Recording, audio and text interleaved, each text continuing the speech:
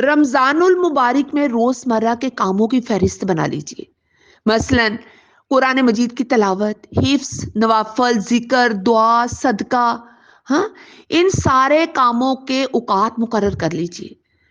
سہولت کے لیے 5 ٹائم مقرر کر لے، جیسے فجر سے ظہر تک، ظہر سے عصر، عصر سے مغرب اور مغرب سے عشاء تک۔ مثلا فجر پڑھی آپ نے، وہیں بیٹھے تلاوت کیجئے قرآن مجید کی، صبح کے اذکار کیجئے اور ویسے بھی اذکار کر لیجئے۔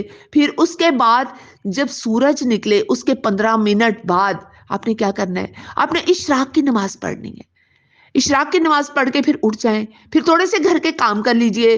پھر ظہر سے آپ نے عصر تک کیا کرنا ہے؟ اس کے درمیان میں اشراق پڑھیے، چاشت کے نوافل پڑھیے، دورہ قرآن بھی کیجئے ضرور، ایمان کی تازگی کے لیے، ایمان کو پانی دینے کے لیے دورہ قرآن بڑا ضروری ہے، قوت دینے کے لیے۔ پھر نماز ظہر پڑھ لیجئے، اور روزمرہ کے اگر چھوٹے چھوٹے کام ہیں تو وہ بھی کر لیجئے، لیکن یاد رکھیے کاموں کے ساتھ ساتھ زبان پہ اللہ کا ذکر۔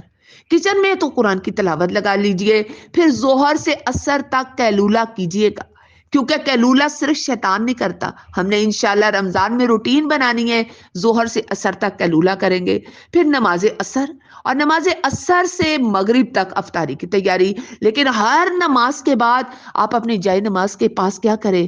اپنا قرآن مجید ضرور رکھیے۔ ہر نماز کے بعد قرآن مجید لازمی پڑھیے، چاہے تھوڑا سا پڑھ لیجئے، لیکن پڑھنا ضرور ہے انشاءاللہ۔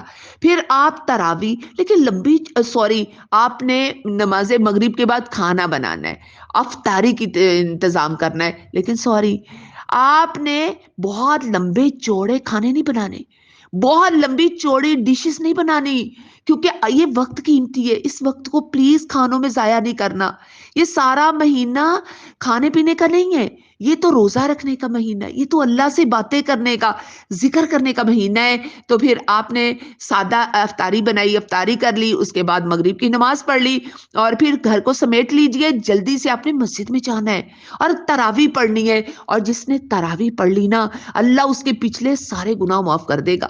پھر اس کے بعد اپنے جلدی سو جانا ہے تراویح پڑھ کے آتے ہی، کیونکہ آپ کو سحری میں جلدی اٹھنا ہے، اور جلدی سحری میں اٹھ جائیے، کچھ نفل پڑھ لیجئے، استغفار کیجئے، ہاں اللہ سے ڈھیروں دعائیں کیجئے۔ کیوں؟ اس لیے کہ یہ ٹائم تو دعا کی قبولیت کا ہے۔ اور پھر آپ نے سحری بنائے اور نئے روزے رکھنے کا آغاز کیجئے، اور یاد رکھیے یہ گنتی کے چند دن ہیں۔ زیادہ وقت عبادت میں اور اجر کے والے کاموں میں، فضول کام، لو کام میں اپنا وقت ضائع مت کیجیے گا۔ دیکھیے پچھلے سال بھی تھکے تھے نا، کچھ یاد ہے؟ نہیں نہ یاد، تو اس سال بھی اپنے آپ کو تھکائیں اور اس کے بعد انشاءاللہ اجر پائیں۔